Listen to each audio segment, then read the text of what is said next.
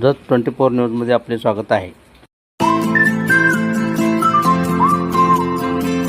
नमस्कार, मी मच्छिंद्र बाबर, आपण पाहत आहे जत 24 न्यूज। पवार गटाला आमचे राष्ट्रवादीची जिल्हा परिषद गट दोन्ही पंचायत समिती आणि जिल्हा परिषद निवडून आलेले आहे।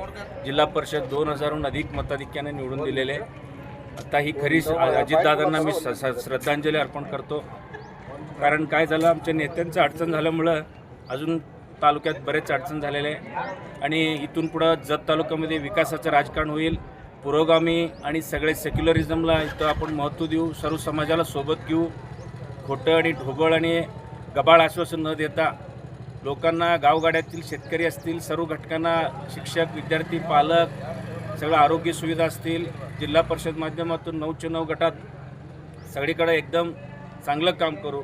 आणि जी काही इथं आश्वासनाचा पाऊस होत होता, तर खऱ्या अर्थानं अगदी जमिनीवर प्रत्येक कार्यकर्ता, प्रत्येक घटकाला इथून सोबत घेऊन जाण्याचे इथून राजकारण होईल।